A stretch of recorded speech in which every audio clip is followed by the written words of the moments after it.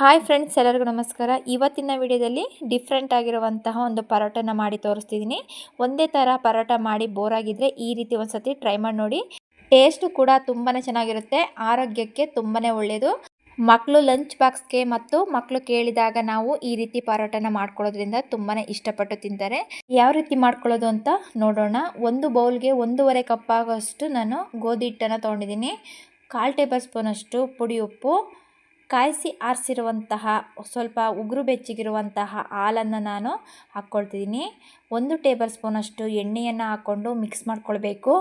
ಹಾಲು ಹಾಕ್ಬಿಟ್ಟು ನಾವು ಮಿಕ್ಸ್ ಮಾಡ್ಕೊಳ್ಳೋದ್ರಿಂದ ಸ್ವಲ್ಪ ಸ್ಮೂತಾಗಿ ಬರುತ್ತೆ ಹಿಟ್ಟು ಮತ್ತು ಟೇಸ್ಟ್ ಕೂಡ ಚೆನ್ನಾಗಿರುತ್ತೆ. ನೀರು ಹಾಕ್ಕೊಂಡು ನಾವು ಮಿಕ್ಸ್ ಮಾಡ್ಕೊಳ್ಬೇಕು. ನೋಡಿ, ಚೆನ್ನಾಗಿ ನಾವು ಸ್ಮೂತಾಗಿ ನಾದ್ಕೊಳ್ಳೋಣ. 1 ಟೇಬಲ್ ಸ್ಪೂನಷ್ಟು ಎಣ್ಣೆಯನ್ನು ಹಾಕ್ಕೊಂಡು ಕಡೆಯದಾಗಿ ಒಂದು ಸತಿ ನಾದ್ಕೊಂಡು 15 ನಿಮಿಷ ನಾವು ನೆನೆಸೋದಕ್ಕೆ ಇಟ್ಕೊಳ್ಳೋಣ. ನಾವು ಇನ್ಸ್ಟೆಂಟಾಗಿ ಮಾಡ್ಕೊಳ್ಳೋದ್ರಿಂದ ಸ್ವಲ್ಪ ಬೆಚ್ಚಗಿರುವ ನೀರನ್ನು ಹಾಕ್ಕೊಂಡು ಬೇಕಾದರೆ ನಾವು ನಾದ್ಕೊಂಡು ಕೇವಲ ಒಂದು 10 ನಿಮಿಷದಲ್ಲಿ ನಾವು ಮಾಡ್ಕೊಳ್ಬೋದು. ಈಗ ಒಂದು 15 ನಿಮಿಷ ನಾನು ಅದನ್ನು ನೆನೆಸೋದಕ್ಕೆ ಇಟ್ಕೊಳ್ತೀನಿ. ಅಷ್ಟರಲ್ಲಿ ನಾವು ಒಂದು ಸ್ಟಫಿಂಗ್ನ ರೆಡಿ ಮಾಡ್ಕೊಳ್ಳೋಣ. ನಾನು ಬೇಯಿಸಿ ಇಟ್ಕೊಂಡಿರುವಂತಹ ಆಲೂಗೆಡ್ಡೆನ ತೊಗೊಂಡಿದ್ದೀನಿ. ಒಂದು 3 ಆಲೂಗೆಡ್ಡೆನ ನಾನು ಬೇಯಿಸ್ಕೊಂಡು ಇಟ್ಕೊಂಡಿದ್ದೀನಿ. ನೋಡಿ, ಈ ರೀತಿ ಸ್ಮೂತಾಗಿ ನಾವು ಅದನ್ನು ಮ್ಯಾಶ್ ಮಾಡ್ಕೊಳ್ಬೇಕು. 1/4 ಟೇಬಲ್ ಸ್ಪೂನಷ್ಟು ಅರಿಶಿನ ಪುಡಿ, 1/4 ಟೇಬಲ್ ಸ್ಪೂನಷ್ಟು ಪುಡಿ ಉಪ್ಪು, 1/4 ಟೇಬಲ್ ಸ್ಪೂನಷ್ಟು ಖಾರ ಪುಡಿನ ಹಾಕ್ಕೊಂಡು ಮಿಕ್ಸ್ ಮಾಡ್ಕೊಳ್ಬೇಕು. ನೋಡಿ, ನೀಟಾಗಿ ನಾವು ಎಲ್ಲ ಕಡೆನೂ ಚೆನ್ನಾಗಿ ಮಿಕ್ಸ್ ಮಾಡಿಕೊಂಡು ಆಲೂಗೆಡ್ಡೆ ಸ್ಟಫಿಂಗ್ನ ನಾನು ರೆಡಿ ಮಾಡಿಕೊಂಡು ಇಟ್ಕೊಂಡಿದ್ದೀನಿ. ಈಗ ಒಂದು ಸೈಡಿಗೆ ಎತ್ತಿಟ್ಕೊಳ್ತಿದ್ದೀನಿ.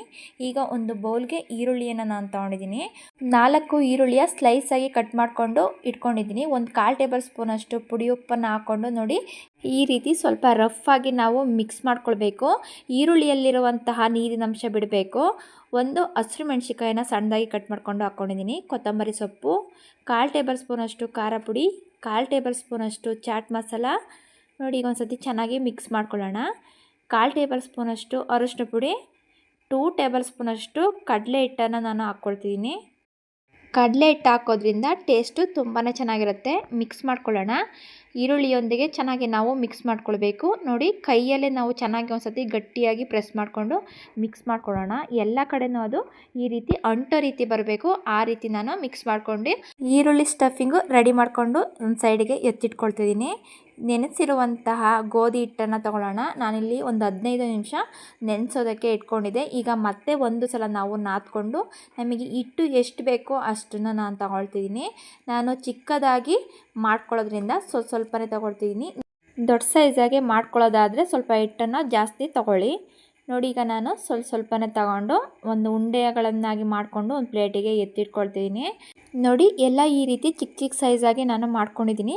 ಒಂದು ಉಂಡೆಯಲ್ಲಿ 2 ಪರೋಟಗಳನ್ನಾಗಿ ನಾನು ಮಾಡ್ಕೊಳ್ತಿದ್ದೀನಿ.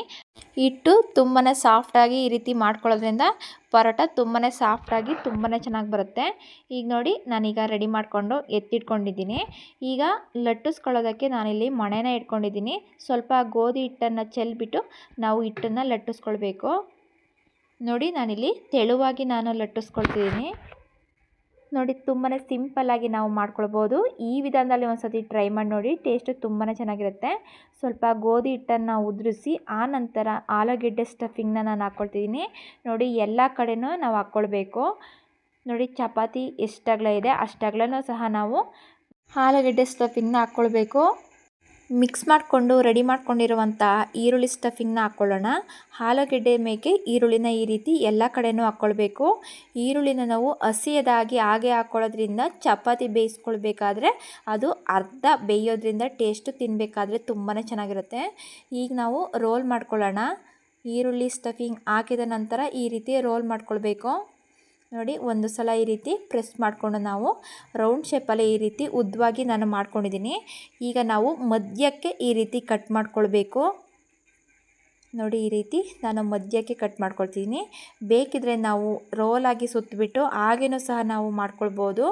ನಾನು ಈ ರೀತಿ ಮಧ್ಯಕ್ಕೆ ಕಟ್ ಮಾಡಿ ಈ ರೀತಿ ಉಲ್ಟಾ ಮೇಲ್ಗಡೆ ಕಟ್ ಮಾಡ್ಕೊಂಡಿರೋ ಭಾಗ ಮೇಲಕ್ಕೆ ಬರಬೇಕು. ಈ ರೀತಿ ನಾನು ರೋಲ್ ಮಾಡ್ಕೊಳ್ತಿದ್ದೀನಿ. ನೋಡಿ, ಈ ರೀತಿ ರೋಲ್ ಮಾಡ್ಕೊಳ್ಬೇಕು. ಈ ರೀತಿ ಮಾಡ್ಕೊಳ್ಳೋದ್ರಿಂದ ಈರುಳ್ಳಿ ಮತ್ತು ಆಲೂಗೆಡ್ಡೆ ಎಲ್ಲ ನೀಟಾಗಿ ಅದು ಬೇಯುತ್ತೆ ಮತ್ತು ತಿನ್ನಬೇಕಾದ್ರೂ ಈರುಳ್ಳಿ ಬಾಯಿಗೆ ಸಿಗೋದ್ರಿಂದ ತುಂಬಾ ಚೆನ್ನಾಗಿರುತ್ತೆ. ನೋಡಿ, ಈ ರೀತಿ ನಾನು ರೋಲ್ ಮಾಡಿಕೊಂಡು ಇಟ್ಕೊಳ್ತೀನಿ. ಎಲ್ಲ ಹಿಟ್ಟನ್ನು ಇದೇ ರೀತಿ ನಾವು ಮಾಡಿಕೊಂಡು ಇಟ್ಕೊಳ್ಬೇಕು. ನೋಡಿ, ನಾನು ಈಗ ರೆಡಿ ಮಾಡಿಕೊಂಡು ಇಟ್ಕೊಂಡಿದ್ದೀನಿ. ನೋಡಿ ತುಂಬಾ ಸಿಂಪಲ್ಲಾಗಿ ನಾವು ಮಾಡ್ಕೊಳ್ಬೋದು. ಅದೇ ಮಣೆಗೆ ಸ್ವಲ್ಪ ಗೋಧಿ ಹಿಟ್ಟನ್ನು ನಾನು ಹಾಕ್ಕೊಳ್ತಿದ್ದೀನಿ. ಮಾಡ್ಕೊಂಡಿರುವಂತಹ ಪರೋಟನ ಈಗ ನಾವು ಲಟ್ಟಿಸ್ಕೊಳ್ಬೇಕು. ಪರೋಟ ಮೇಕೆ ಸ್ವಲ್ಪ ಕಪ್ಪು ಪುಟ್ಟೆಳ್ಳನ್ನ ಹಾಕ್ಕೊಳ್ತಿದ್ದೀನಿ. ಸ್ವಲ್ಪ ಕೊತ್ತಂಬರಿ ಸೊಪ್ಪನ್ನು ಕೂಡ ಹಾಕ್ಕೊಳ್ತೀನಿ. ಕಪ್ಪು ಪುಟ್ಟೆಳ್ಳು ಈ ರೀತಿ ಕೊತ್ತಂಬರಿ ಸೊಪ್ಪು ಹಾಕಿ ನಾವು ಲಟ್ಟಿಸ್ಕೊಳ್ಳೋದ್ರಿಂದ ನೋಡೋದಕ್ಕೆ ತುಂಬಾ ಚೆನ್ನಾಗಿರುತ್ತೆ. ಸ್ವಲ್ಪ ಗೋಧಿ ಹಿಟ್ಟನ್ನು ಹಾಕ್ಕೊಂಡು ನಾನು ಮೇಲ್ಗಡೆ ಈ ರೀತಿ ಲಟ್ಟಿಸ್ಕೊಳ್ತೀನಿ. ಕೈಗೆ ಅಂಟಬಾರ್ದು ಅನ್ನೋದಕ್ಕೆ ಸ್ವಲ್ಪ ಗೋಧಿ ಹಿಟ್ಟನ್ನು ಉದುರಿಸ್ಕೊಂಡು ಈ ರೀತಿ ಲಟ್ಟಿಸ್ಕೊಳ್ಬೇಕು. ನೋಡಿ ತುಂಬಾ ಸಿಂಪಲ್ಲಾಗಿ ತುಂಬಾ ಚೆನ್ನಾಗಿರುತ್ತೆ. ಈ ರೀತಿ ನಾವು ಕೈನಲ್ಲೇ ಈ ರೀತಿ ಲಟ್ಟಿಸ್ಕೊಳ್ಬೋದು. ತುಂಬಾ ಸಾಫ್ಟಾಗಿರುತ್ತೆ. ನೋಡಿ ನಮಗೆ ಎಷ್ಟು ಅಗಲ ಬೇಕೋ ಅಷ್ಟು ಅಗಲ ನಾವು ಈ ರೀತಿ ತೆಳುವಾಗಿ ಲಟ್ಟಿಸ್ಕೊಳ್ಳೋಣ. ನೋಡಿ ನಾನು ಇಷ್ಟು ಅಗಲ ಇದ್ದರೆ ಸಾಕು. ನೋಡಿ ಈ ರೀತಿ ರೆಡಿ ಮಾಡಿಕೊಂಡು ನಾವು ಇಟ್ಕೊಳ್ಳೋಣ. ನೋಡಿ ಎಲ್ಲ ಚಪಾತಿ ಕೂಡ ನಾನು ಇದೇ ರೀತಿ ಪರೋಟನ ರೆಡಿ ಮಾಡಿಕೊಂಡು ಇಟ್ಕೊಂಡಿದ್ದೀನಿ. ಸ್ವಲ್ಪ ಪುಟ್ಟೆಳ್ಳು ಮತ್ತು ಕೊತ್ತಂಬರಿ ಸೊಪ್ಪು ಸ್ವಲ್ಪ ಮೇಲ್ಗಡೆ ಹಿಟ್ಟನ್ನು ಉದುರಿಸ್ಕೊಂಡು ಈ ರೀತಿ ನಾವು ಲಟ್ಟಿಸ್ಕೊಳ್ಳೋಣ. ನಾನಿಲ್ಲಿ ಲಟ್ಟಣಿಗೆ ಉಪಯೋಗಿಸ್ತಿಲ್ಲ, ಕೈನಲ್ಲೇ ಈ ರೀತಿ ನಾನು ಲಟ್ಟಿಸ್ಕೊಳ್ತಿದ್ದೀನಿ. ಈ ರೀತಿ ತೊಡ್ಕೊಂಡ್ರೆ ನೋಡಿ ನಮಗೆ ಎಷ್ಟು ಅಗಲ ಬೇಕೋ ಅಷ್ಟು ಅಗಲ ಈಸಿಯಾಗಿ ನಾವು ಮಾಡ್ಕೊಳ್ಬೋದು. ನೋಡಿ ಈ ರೀತಿ ನಾನು ತೆಳುವಾಗಿ ಮಾಡಿಕೊಂಡು ಒಂದು ಪ್ಲೇಟಿಗೆ ನಾನು ಎತ್ತಿಟ್ಕೊಳ್ತಿದ್ದೀನಿ. ಈಗ ಸ್ಟವ್ನ ಆನ್ ಮಾಡ್ಕೊಳ್ಳೋಣ. ಸ್ಟವ್ ಆನ್ ಮಾಡಿಕೊಂಡು ಒಂದು ತವಾನ ಇಟ್ಕೊಂಡಿದ್ದೀನಿ. ತವಾ ಬಿಸಿಯಾದ ನಂತರ 1 ಟೇಬಲ್ ಸ್ಪೂನಷ್ಟು ಎಣ್ಣೆಯನ್ನು ಹಾಕ್ಕೊಳ್ತೀನಿ. ಎಣ್ಣೆಯನ್ನು ನಾವು ಎಲ್ಲ ಕಡೆನೂ ಈ ರೀತಿ ಸವರ್ಕೊಂಡು ಮಾಡ್ಕೊಂಡಿರುವಂತಹ ಪರೋಟನ ಈ ರೀತಿ ಹಾಕ್ಕೊಳ್ಳೋಣ. ನೋಡಿ ಬೇಯಿಸ್ಕೊಳ್ಬೇಕಾದ್ರೆ ನಾವು ಮೀಡಿಯಮ್ ಫ್ಲೇಮಲ್ಲೇ ಇಟ್ಕೊಂಡು ಬೇಯಿಸ್ಕೊಳ್ಬೇಕು. ಸ್ಟವ್ನ ಜಾಸ್ತಿ ಉರಿಯಲ್ಲಿ ಇಟ್ಕೊಂಡು ನಾವು ಬೇಯಿಸ್ಕೊಳ್ಬಾರ್ದು. ಒಳಗಡೆ ಅದು ಬೇಯೋದಿಲ್ಲ, ಮೇಲ್ಗಡೆ ಮಾತ್ರ ಅದು ಫ್ರೈ ಆಗಿಬಿಡುತ್ತೆ. ನಾವು ಎಷ್ಟು ನಿಧಾನವಾಗಿ ಬೇಯಿಸ್ಕೊಳ್ತೀವೋ ಒಳಗಡೆ ಅಷ್ಟೇ ಚೆನ್ನಾಗಿ ಬೆಂದು ಹೊರಗಡೆನೂ ಕೂಡ ಫ್ರೈ ಆಗುತ್ತೆ. ಒಂದು ಕಡೆ ಚೆನ್ನಾಗಿ ಫ್ರೈ ಆದ ನಂತರ ಇನ್ನೊಂದು ಕಡೆ ನಾವು ಇದೇ ರೀತಿ ಅವಾಗವಾಗ ತಿರುಗಿಸ್ಕೊಂಡು ಅದನ್ನು ಬೇಯಿಸ್ಕೊಳ್ಳೋಣ. ನೋಡಿ ಅದು ಚೆನ್ನಾಗಿ ಬೇಯಬೇಕು, ಅಲ್ಲಿವರೆಗೂ ನಾವು ಇದೇ ರೀತಿ ಬೇಯಿಸ್ಕೊಳ್ಬೇಕು. ಆಲೂಗೆಡ್ಡೆ ಮತ್ತು ಈರುಳ್ಳಿ ಹಾಕೋದ್ರಿಂದ ನೋಡಿ ನಿಧಾನವಾಗಿ ನಾವು ಬೇಯಿಸ್ಕೊಳ್ಳೋಣ. ನೋಡಿ ಈ ರೀತಿ ಸ್ವಲ್ಪನೇ ಎಣ್ಣೆನ ಸವರ್ಕೊಂಡು ಬೇಕಾದರೆ ನಾವು ಅದನ್ನು ಬೇಯಿಸ್ಕೊಳ್ಬೋದು.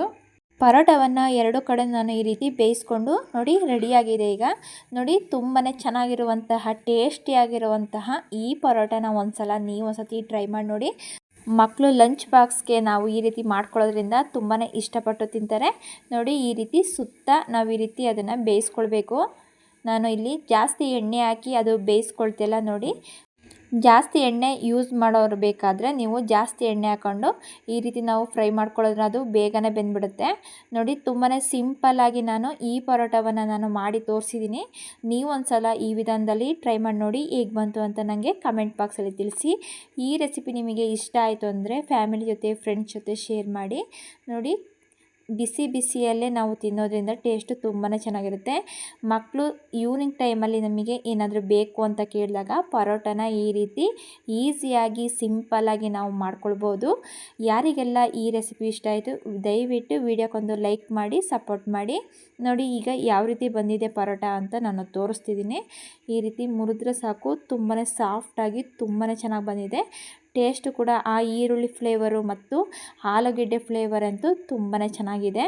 ನೀವು ಬೇಕಿದ್ದರೆ ಪರೋಟ ಸೈಜು ಇನ್ನೂ ದೊಡ್ಡದಾಗಬೇಕು ಅಂದರೆ ದೊಡ್ಡದಾಗಾರ ಮಾಡ್ಕೊಳ್ಬೋದು. ನೋಡಿ ಈರುಳ್ಳಿ ಮತ್ತು ನಾವು ತಿನ್ನಬೇಕಾದ್ರೆ ಬಾಯಿಗೆ ಈರುಳ್ಳಿ ಸಿಗೋದ್ರಿಂದ ಟೇಸ್ಟ್ ತುಂಬಾ ಚೆನ್ನಾಗಿರುತ್ತೆ.